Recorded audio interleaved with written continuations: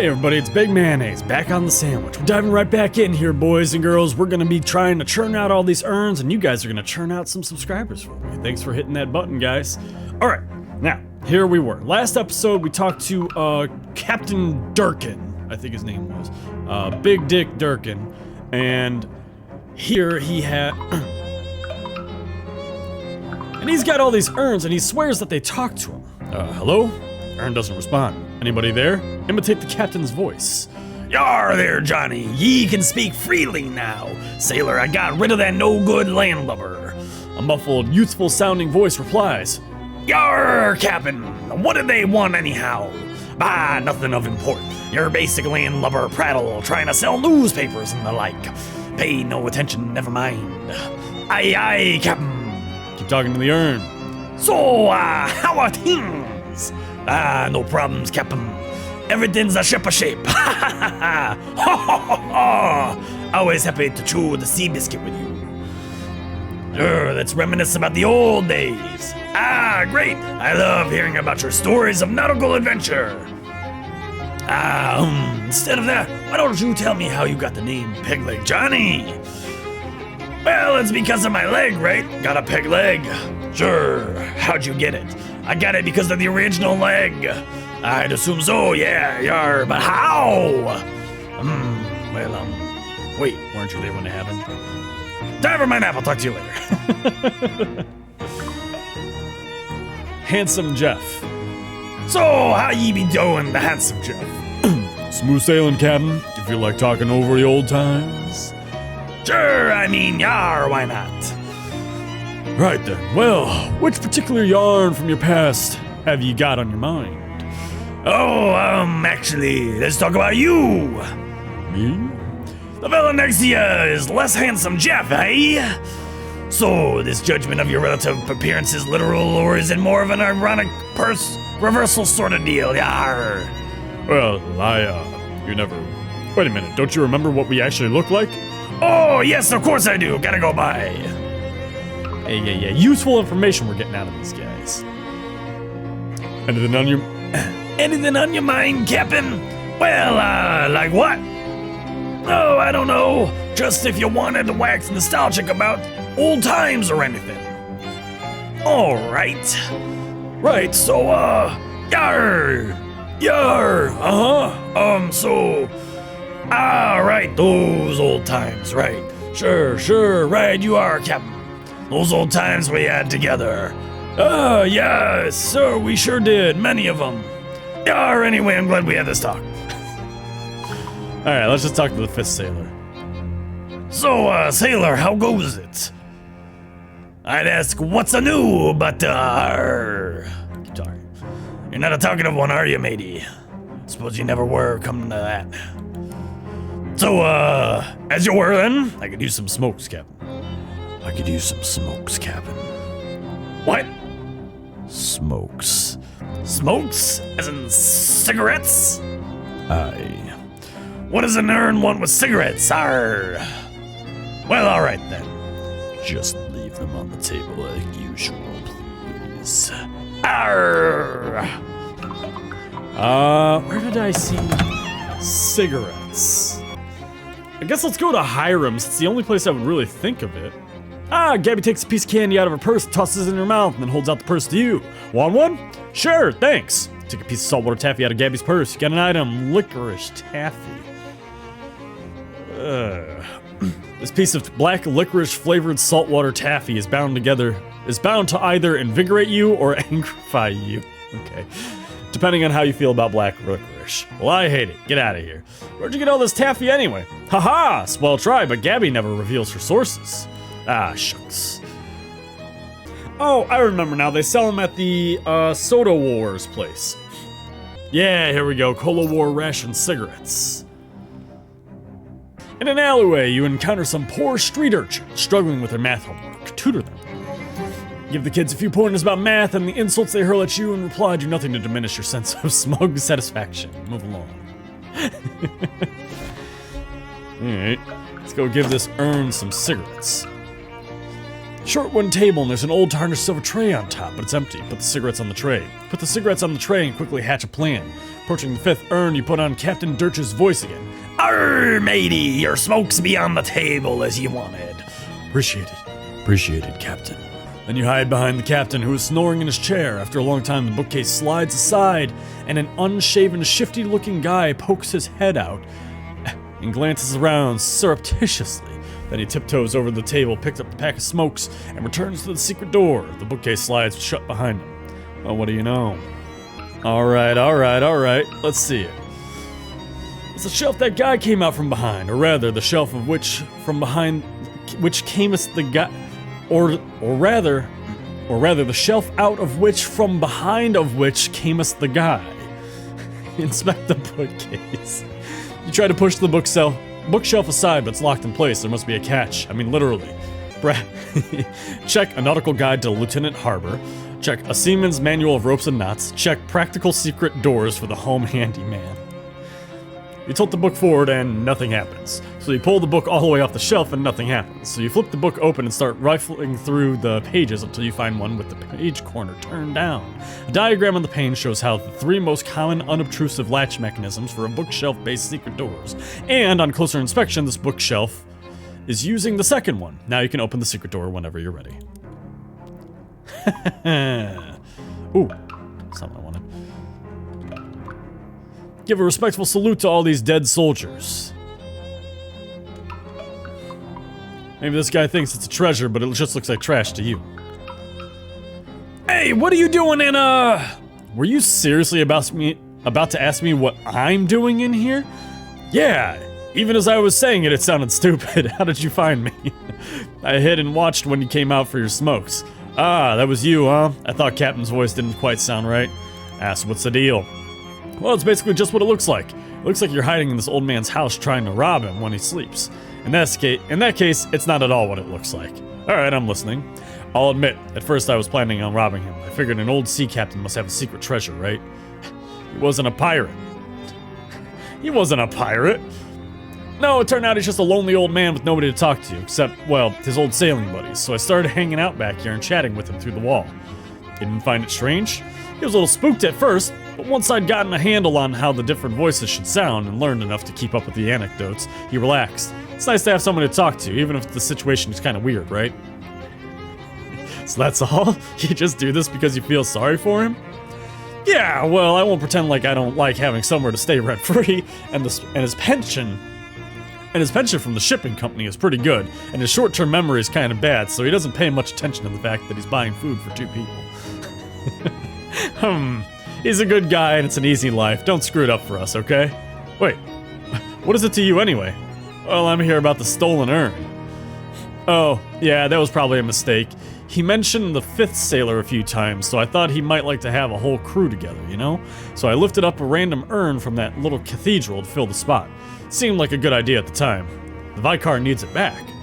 Okay. It'll be a little weird if it just vanishes, though. Can you swap it for another? The captain doesn't seem to open them, so he won't notice if there's no ashes in it. Fine, I'll see what I can do. Well, that's easy enough. There's plenty in here, so the Vicar won't miss just one. Besides, you've earned it. Got an item, burial urn. This urn is not yet cremaindered. I don't know what that means. The plaque above this urn says 5th sailor. Replace the urn. Glance over to make sure Captain Dirch is sleeping and definitely swap the urns. Got an item. Urn of cremains. An urn of ashes that was borrowed to play the part of one of the captain's old crew. The name plaque on it is too old and weathered to read. Alright, churchman, I got your urn right here. Here you go. Wonderful! I'll get this polished and reinstalled right away. Blessings upon you, my child. In fact, let me make sure that blessing is literal. I have some holy water of St. Polycarp here somewhere. Ah, here we go. Takes out a little bottle of water and splashes some on your forehead. You got a perk, St. Polycarp's forehead. +1 muscle. Your forehead has been anointed with the blessing of St. Polycarp, the patron saint of bodybuilders. Hey, it's Tyler's patron saint. Ah, it burns. Nah, just kidding. Say, whose ashes were in that urn anyway? Unfortunately, we don't know his name, but he was a sailor who washed ashore near here after a shipwreck. Some of the locals took him in, but he didn't survive the night. Poor fellow, he was interred here as an act of charity. Was that about 50 years ago, give or take? Oh, no, it was more like 300 years ago. Huh, interesting. Weird. Huh, anyway. Alright, well, we did just about everything we could do here in this one day, so let's go to sleep and see what tomorrow's got in store for us.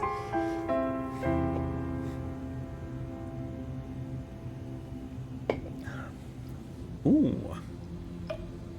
A fitful dream. All your favorite pants, gone. It's Jeff, the kid who used to bully you in 3rd grade. Make amends. Hey Jeff, listen, no hard feelings, okay?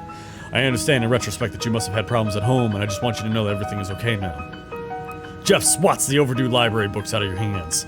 Ah, I see. Since this is just a dream version of you, you're still just as much of a jerk as you were in 3rd grade. Jeff suddenly punches you, knocking out all your teeth. Hey, if this was actually happening, I'd be really mad. You pick your teeth up and walk away. You got an item. Your teeth. These are unmistakably your teeth. You could probably tell by the scar on the upper left second bicuspid, but your teeth are also still definitely in your gums where they belong. What a jerk. Okay. It's that creepy Crimbo lady from the refrigerator factory, now in literal nightmare form. Move past her. Excuse me, I need to get past you. Why? Are you in a hurry to wake up? Darling, it's Crimbo. You should be making merry. Crimbo's still months away. Oh, but it's always Crimbo in Dreamlands. Oh, Merry Crimbo then. Merry Crimbo, dearie. I didn't have time to properly introduce myself before. I'm Dark Noel. In an infection as goofy as her name, she curtsies. Dark Noel, eh? Really taking this motif seriously, right down to your weird, evil-looking Crimbo hat. Her smile falters a little bit. Evil-looking? I told you at the refrigerator factory. It's just wait. She points at the weird device she's holding at her hat. It starts beeping in a fast, irregular pattern, telling me that you can see the special Crimbo magic with your eyes. Yes, if that's what it is. This is decidedly unfestive news. I'd better talk to the president. You want to talk to Calvin Coolidge about your Crimbo hat? I want to talk to the real president about you. I see. Yes, that's the problem, dear. And I'll see you soon with the solution. She scowls and jumps off the edge of whatever it is you're standing on. Ominous. Yeah, anyway. This bookshelf is not behaving the way bookshelves do when you're awake. Take a closer look. You grab a book at random and the bookshelf puffs out of existence. You got an item, the Melting Mind.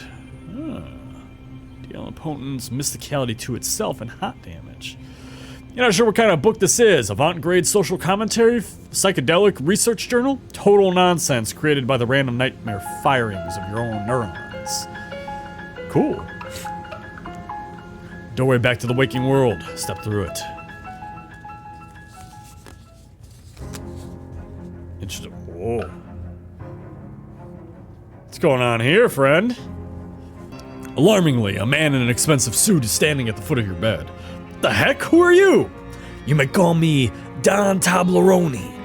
I represent a certain organization of, shall we say, like-minded criminals. Organized criminals? Like the mob? Wait, you're the Don of the local mob? The mob boss in my room? Personally? No, I'm not the Don. That is merely my nomenclature. It's an abbreviation for Donald. Oh, well that's confusing. It has been a matter of some It has been a matter of some confiscation, yes. I do have a sobriquet, but I don't care for it very much. Alright, what is it? Donny Thesaurus. I'm gonna hazard a guess that they call you that because you like long words. That is very astute of you. Of course, this institution comes to no surprise to me. My associators are telling me that you handled yourself well during the conflagration of the refrigerator manufactorium. I handle myself well at all time. And I'm here to propound you for your considerationing a certain proposition. Come again? I'm here to make you an offer. Can I refuse it? Certainly, though your refusation would be, shall we say, unadvisatory. What's the offer? From time to time, my collegiates and I have certain requirements, but lack the necessary manpower to achieve them, and such At such junctures, we make lucrativial arrangements with certain capable individualists. We find ourselves at this moment at a juncture such as the junctures I have thus subscribed. So you want me to do contract work for the mob? Exactingly. An excellent decision, if I may articulate as such. So what happens now? Just sit tight, as they say. We'll call upon you telephonically. He gives you a curt nod and then leaves the room through the window. Takes him 3 or 4 times to work the latch. I love little bits like that. All right, then. Let's see. Television set. You've heard of all these. No shows have been invented yet. All right. Let's sit in it. Have used the hand. Oh, did I lose all my perks? Did I lose all my... No, they're still here. All right, let's go see what's on today's menu. Ooh, oh. Hey there, Mayo. How'd you sleep? Fine until a mob guy crawled in through my bedroom window. Oh yeah, that window is pretty lousy. Anyway, the next antique I need you to find is a compass. The directions kind, not the circles kind. The Detectotron says it's out near Crystal Dream Lake. I don't know where that is, but I bet it's too far to walk. Do you have a car I can borrow? No, but I have something even better than that. 2 cars? A bus pass. The stop out front is your gateway to a whole wide world of adventure. Okay, good. I was kind of worried that this map was going to be too small. Unfortunately, I couldn't get a more specific reading than near the lake. Something about the place is making the instruments go all screwy. Here, take this map. Crystal Dream Lake postcard. Location unlocked. Lighthouse. This is a postcard. It has a map of the lake on it. It has a picture of the lake on it. Yeah, well, that's what a map is. A picture of a place. Guess I can't argue with that logic. Yeah, I want to run back in here real quick. I noticed this the other day. When we cleared out the tentacle house, we got those tentacle seeds, and we can plant one in here. It's your little tentacle buddy. Tickle him. Let's see what else we got here. Oh!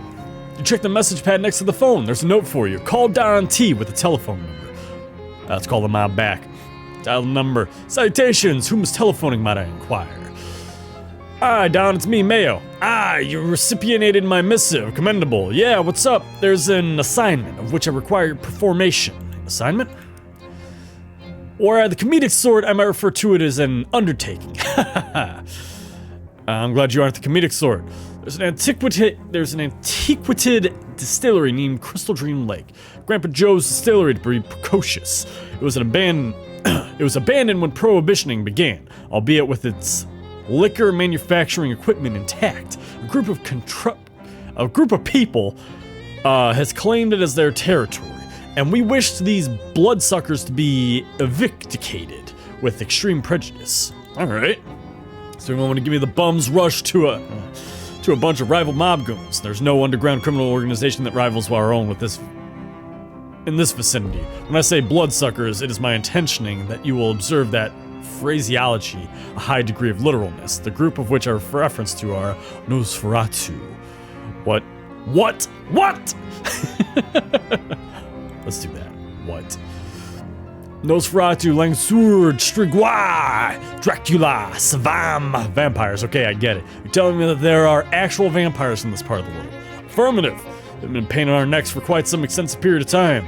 Oh, I appear to have inadvertently voiced another witticism. I didn't notice. Don Toblerone gives you directions to the place eventually. Location unlocked, Grandpa Joe's distillery. Additional to that, you'll be requisitioning the combination for the lock. Let me guess, is it 1, 2, 3, 4? Certainly not. Kindly allow us to use credit for emoticon 9999. Alright, bye. Good enough. Alright, so now we got this jewelry store here. Oh, and a friend. A blonde flapper cracks her chewing gum and gives you a sharky grin and a little wave. Let's talk to her. Hey there, big boy. You're mayonnaise, right? Who's asking? Oh, look at you being all tough and mysterious. Well, Molly Buttons is who's asking, Buck, and I don't like games. And I do like games, but don't push your luck with me. All right, you got me. So how do you know my name? Boss sent me to lend you a hand and to keep an eye on you, savvy? Hey now, I put in my 2 weeks notice before I left Poughkeepsie fair and square. Huh? No, not that boss, you pluka. The boss. The boss? You know. She glances over both shoulders and hisses at you. The mob boss. Oh, that boss. Sheesh! I can't tell if you got a screw loose or if you're just funning with me. I like to keep people guessing. So what, you're supposed to partner up with me? That's the deal, McNeil. And do what? What's a 20-something girl like you doing working for the mob anyway? Hey now, I ain't just a pretty face. She pulls a Tommy gun with a full-size drum magazine out from behind her back, gives it a flip in the air and catches it with a mad glitter in her eyes. Holy jeez! Put that away before someone sees it. Gripes, you have to whisper the boss, but you're fine with waving a machine gun around in public? So are we teaming up or what? Yeah, I always got room for a gun-toting cutie pie. Ah, you flirting with me? That's real sweet, but I got a sweetheart already. No offense, but she's cuter than you. Ah, inclusiveness. Shucks, well, welcome to the party anyway. Molly's joined you as a companion. Peachy, want us to come with you right now or cool my heels at Mayo's place for a while? Yeah, come with me now. Hey, Gabby! Hey, Gabby! Mind waiting for me at Mayo's place? Okay, you have it. You got it. Let's hit the bricks. Let's hit those bricks. Alright, alright. So now I got a friend who's got a machine gun. My kind of friend. My kind of woman. Yeah, it's the unsinkable Molly Button. She shoots you a wink. Hey, Molly, everything alright? Sure, Buck. Everything's just ducky. Chit-chat. You know, there's a good heater joint around here. I gotta stock up on pills. They make pills for heating things? Sure, you know, hot lead for ventilating things. But ventilating things usually makes them colder. Yeah, but I'm putting them on ice, alright? What are we talking about? Flap your gums a bit more. Alright, that's good enough for now. Fancy jewelry. This reminds you of your favorite Sherlock Holmes story, the case of assorted jewelry. The proprietor nods at you politely. Introduce yourself. Hi, my name's Mayo. Hello, I'm Dorothy Rodkin. If you want a ring or amulet or whatever, old Dottie Rods will fix you right up. Cool! What you got for sale, Dottie? Problems for later. Alright, well, let's hit the bus then. Let's take a bus somewhere. When do you want to take a bus to? Crystal Dream Lake. Here we are. Spooky forest. I like this. You know what? I think I'm gonna leave it here for today. A little bit shorter of an episode. Got some shorter episodes here recently. I think the story's gonna be picking up here a good bit now, and I'm gonna start making more headway towards the end of the game as we go. So thank you guys so much for watching. Thanks for checking out the channel. If you guys enjoyed this, make sure you hit subscribe, because I got plenty more content coming out. I might even be going back to West of Loathing after this. I never finished that series, and now that there's a lot of heat and a lot of interest in those kind of series, I think I might actually have some time to carve out for that one. So thank you guys so much for stopping by, and I'll see you in the next video.